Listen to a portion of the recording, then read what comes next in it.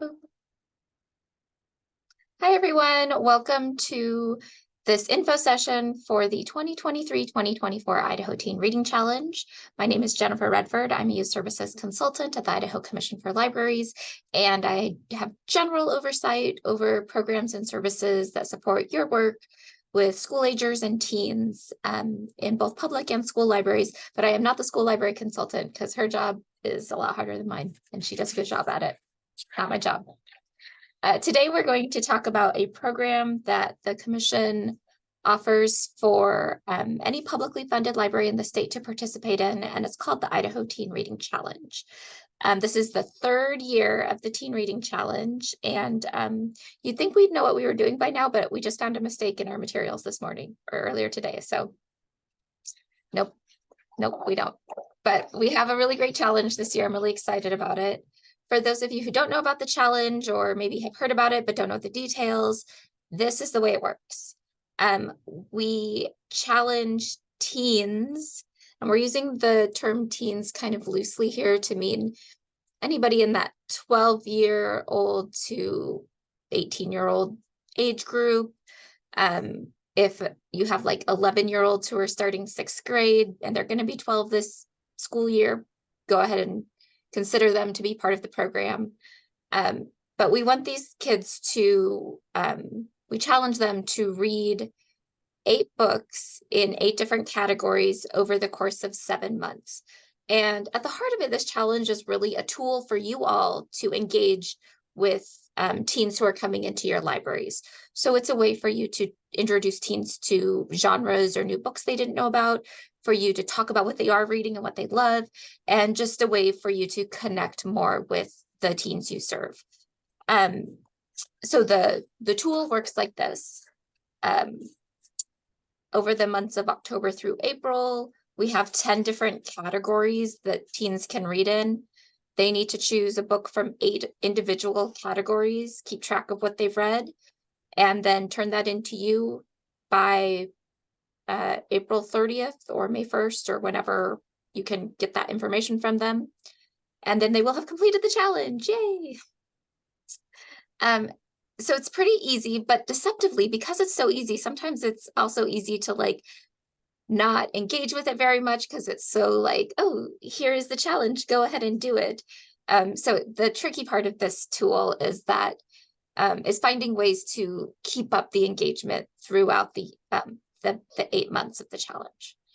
So I'm going to drop the website into the chat if you're interested, but I'm also going to share that on the screen, and we're going to take a look at what exactly the challenge looks like this year, and then we'll have time for questions. This year is very similar to last year, but we do have a couple of updates that are very exciting, I think. And before I get started, I do want to thank the Statewide Teen Advisory Board, or STAB, which is a group of your peers from public and school libraries who meet quarterly, and they help me kind of decide what supports we're going to provide here at the ICfL for teen services, and they help define these categories every year. So I know we have Eric and Gina from the staff group here today. So thank you, Eric and Gina, because they went through this very rigorous meeting earlier this summer to figure out these categories, but we did it. I think it gets harder every year because it was like low-hanging fruit the first couple of years to choose really good categories, and now it's getting harder and harder because we don't want to repeat a category necessarily, although maybe we will.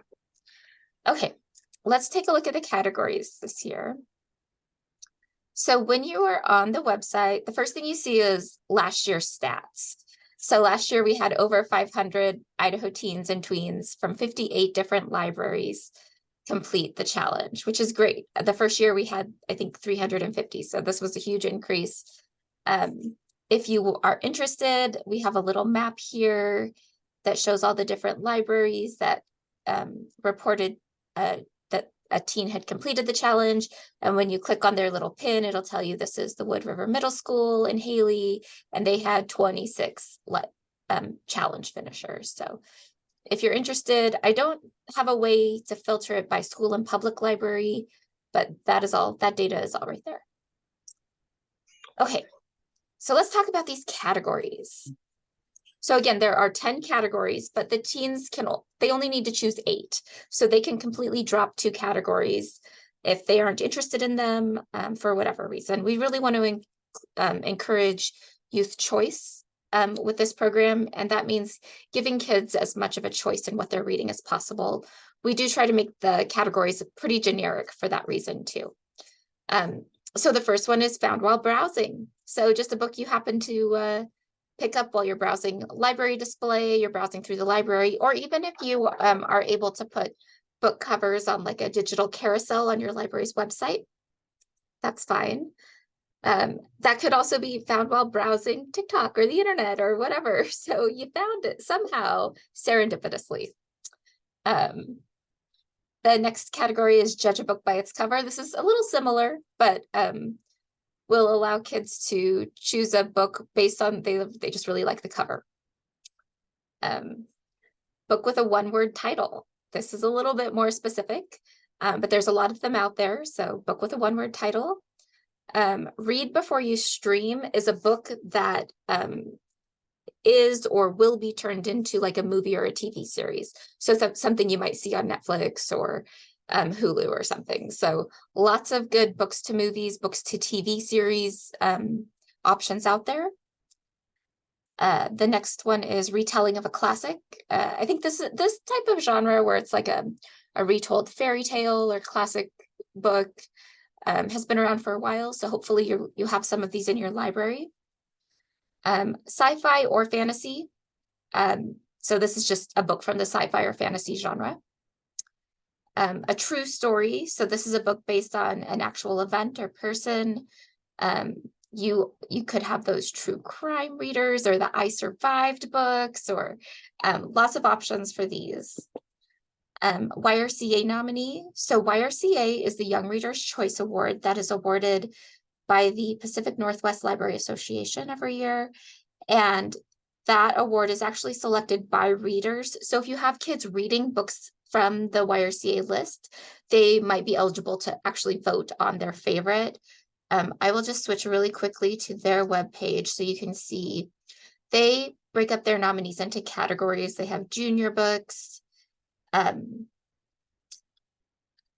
intermediate, and senior books. And I believe all of these titles are from at least a couple of years ago, so they're not super brand new. So hopefully your library has some of them. And then I will work with our selectors here to make sure that the Idea collection at least has some ebooks of these, if we don't already. So YRCA nominees. Okay. Then you can choose a book from your favorite genre. Let's say you just really love a mystery, you want historical fiction, you want anime, whatever genre you want to read in, that choose whatever, and then free choice, which is just read whatever you want. Do I have any questions about the categories?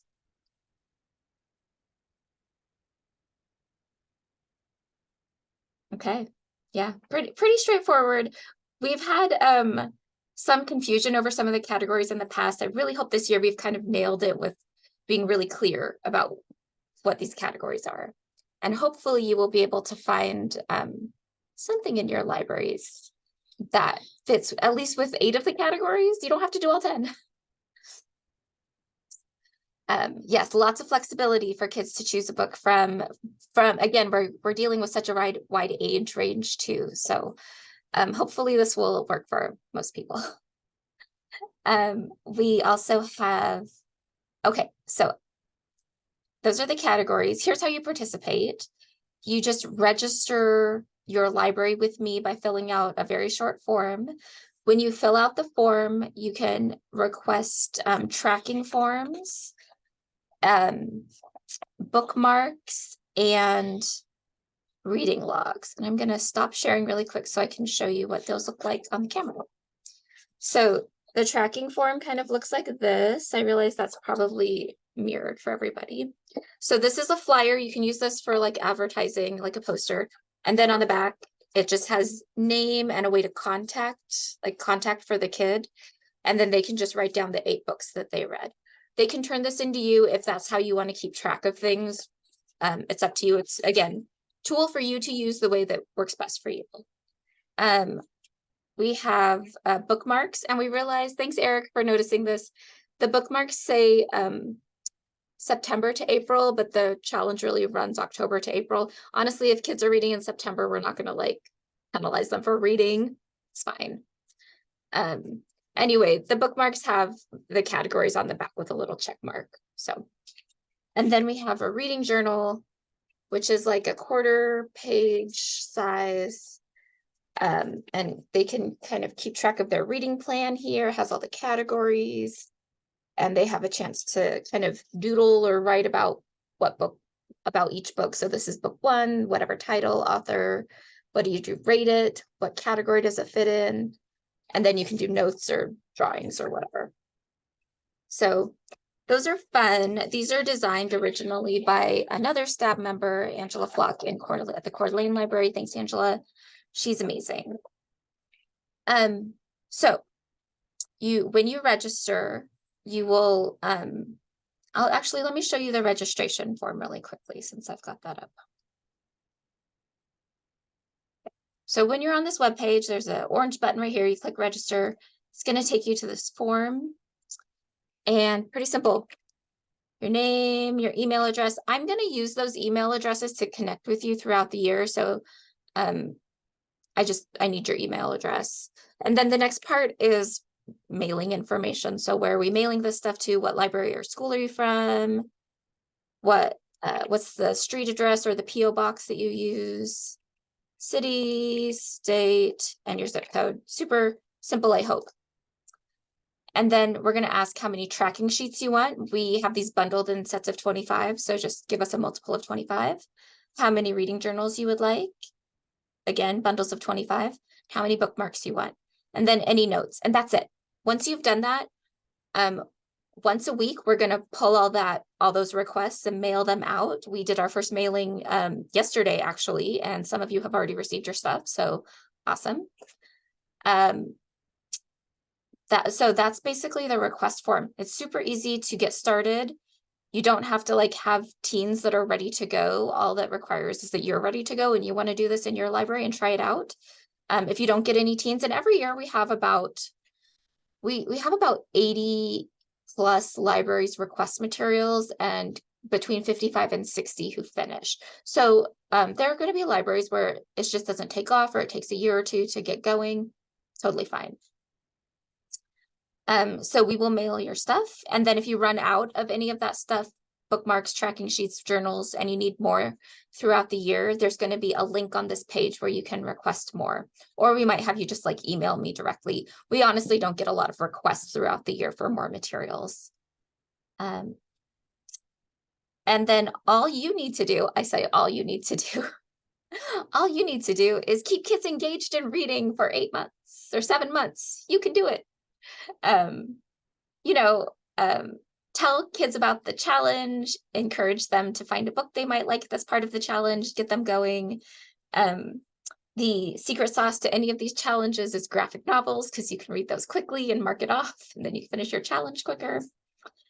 And then I'm going to stop sharing again. The kind of new thing this year is that in previous years, people had asked for some incentive or something for what do you get when you finish? And the first year we had some different funds to do a drawing for an Amazon card. We don't really have access to those funds this year. It was sort of a one-time kick it off thing.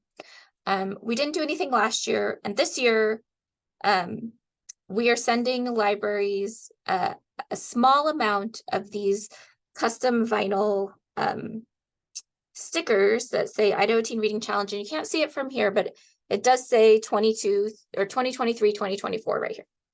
So if you finish the challenge, if a teen finishes the challenge, your library will have a handful of stickers, and you can present them with a sticker for their laptop or their water bottle or whatever, their notebook.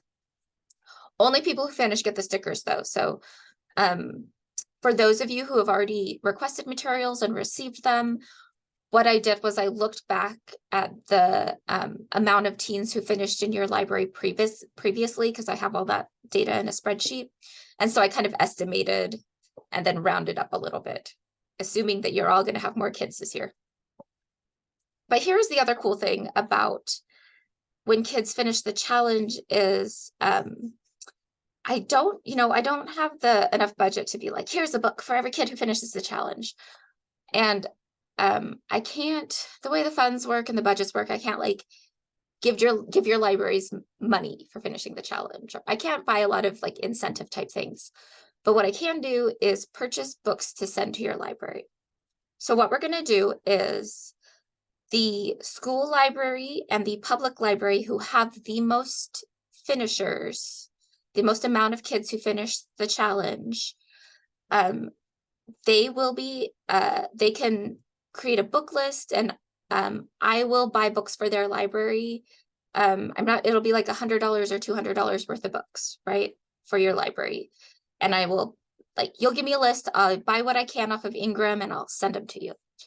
And then we will also do a drawing from the total finishers of public and school libraries. And the reason we're kind of separating them out is school libraries have a lot of finishers, so they're going to be like weighted in any type of drawing situation. So we're going to keep the school libraries in their own pool and the public libraries in their own pool, pretty much.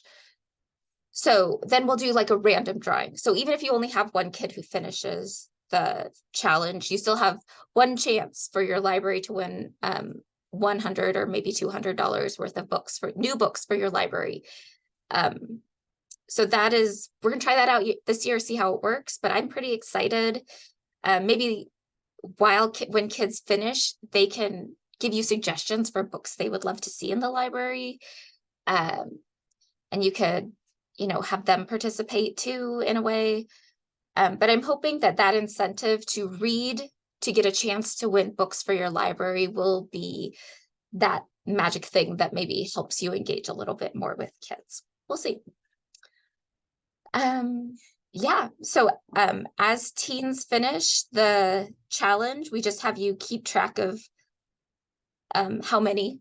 I'm not going to ask you like what they read, who they were. I don't want their information.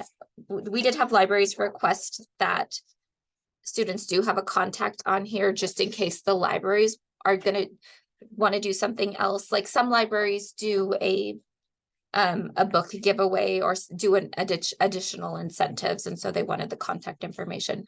I don't want the contact information. All I'm going to ask you about is how useful the materials were and how many kids finished the challenge, and suggestions for improvement for next year, and suggestions for categories, because it's really hard to pick the categories. So if you have ideas, we want to hear them. And that's about it about the challenge. One additional thing is on our website. Sorry to keep sharing screen, but that's just how it goes sometimes. We have these frequently asked questions that will answer many of your questions. But one thing that's kind of cool here is, can I print off my own stuff? And the answer is yes.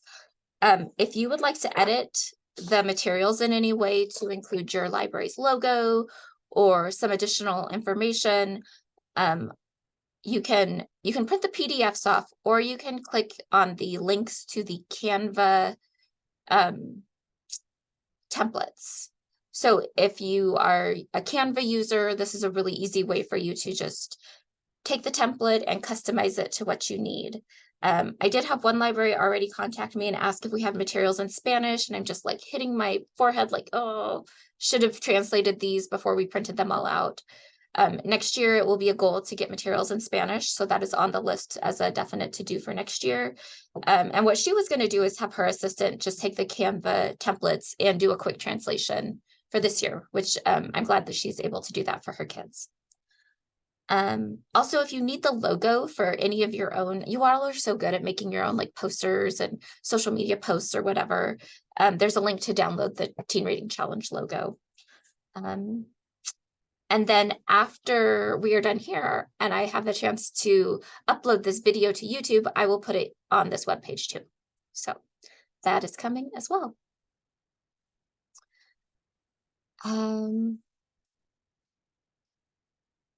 Yes, Lucinda. So the first year of the Teen Reading Challenge, we were able to do $100 gift cards for Amazon, but we weren't able to last year, and not this year again too. because we're state funded and it's a lot of taxpayer money, we don't have a lot of flexibility for things like that.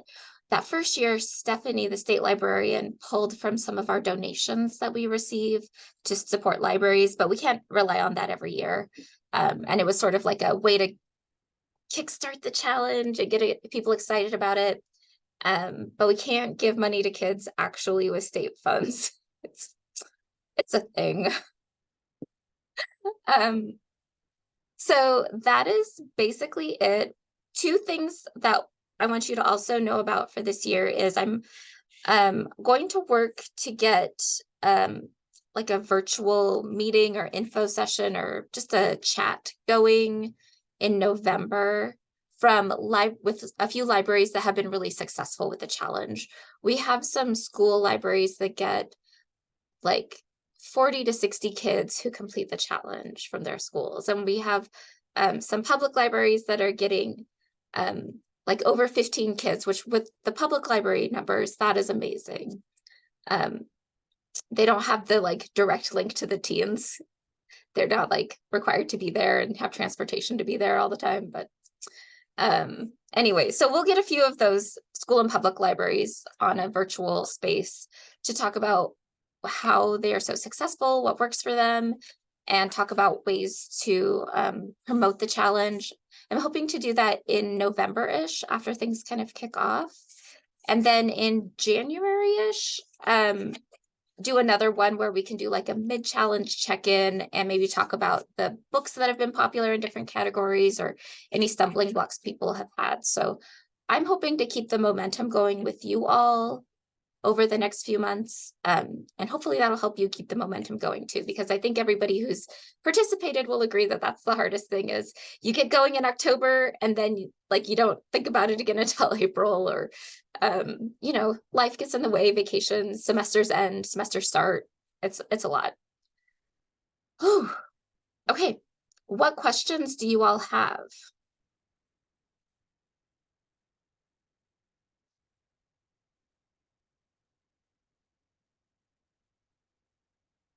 Any comments or suggestions from folks who have been through it before?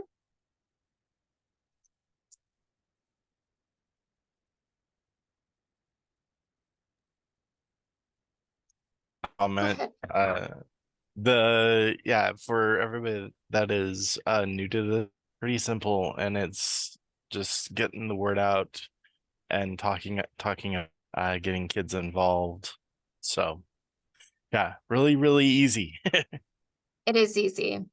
And the only mistake we made this year was the bookmark has the wrong month on it. I was just wondering what other libraries might be doing for more incentive to, like you said, us public libraries, we have a hard time with those teens, and even us more so here in the rural libraries where they have more to travel. So I was just curious what, like I said, what prizes or what you guys were doing to incentivize it. Again, we have a lot of our teen books that we have for summer reading, and so like we have a wall of these books for when the teen signs up, they get a book and they get a book, so they're getting two extra books, which is really good. Last year I kind of went around to our local in this establishments, and like our pizza place gave us a tea, and a coffee shop gave us some coffee beans and a mug, and so I did some footwork and got some prizes that we just did a random drawing at the end for all the kids.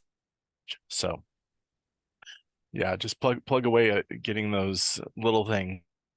Yeah, I did have some good luck with getting some gift cards from local businesses, but I think I only had one complete last year. So, I mean, I had like 4 or 5 more gift cards I would have loved to give out, but Yeah. Oh, Jessica from Mountain Home says they offer tote bags with sign up and backpack pins for each category they finish. That's a great idea. Ooh, iron-on patches. I love it. So this wasn't for a teen reading challenge, it was for summer reading, but I love this idea from, I think the cul-de-sac library worked with their school, and their school does, and this would be probably more for elementary schools. So if you're really targeting those like 6th grade kids, their school does school bucks. And so some schools have this like behavioral management system where if you're doing a good job, you get bucks from the school that you can spend at the school store. And she worked with them to like hand out school bucks during her public library programs. Like kids are reading at the public library, they're getting bucks for school, which I thought was great. So if you can partner with your school, your local schools, to see are they doing anything that can help you incentivize the kids. Yeah, I know Angela in Coeur d'Alene also has a stack of teen books that she just gives away throughout the challenge. Yeah, I love the iron-on patches though.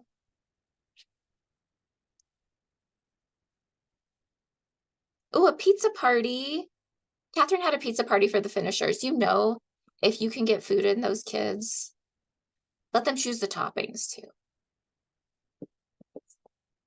So fun.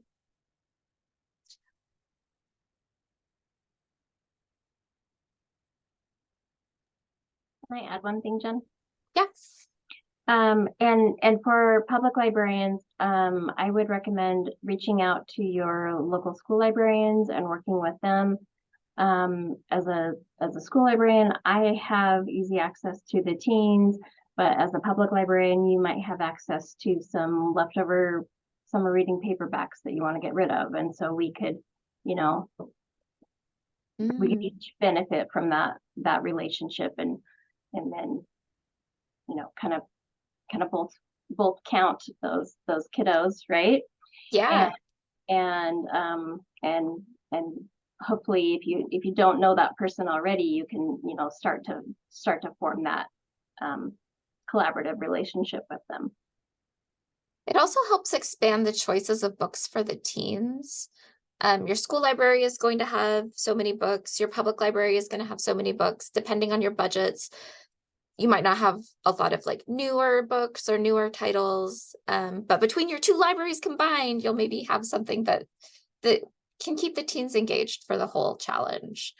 And like I said, I'm not going to ask like what names, and I'm not going to check on you. The real, like I said, at the heart of this, it's great to have the numbers that this many teens in Idaho are doing the challenge.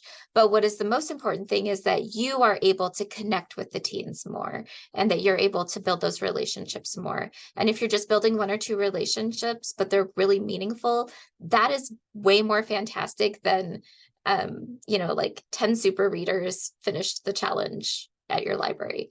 I want you to use the tools in ways that make sense for you and for your library and for what your mission is. So we do try to keep it as flexible as possible for that reason. Any last questions or comments? If you haven't already done so, please go ahead and you do want to do the challenge, go ahead and request materials. Like I said, we will be mailing out packets every week of stuff. So if you requested before Wednesday this week, we already mailed your stuff out. And then next Wednesday or Thursday, we'll do another set of mailing. And like I said, we will do a couple more online chats. I'll try to record all of those so that those of you who can't make it have access to them. And I hope all of you just have a great time with this challenge and get to know some new teens. Okay, I'm going to stop the recording now.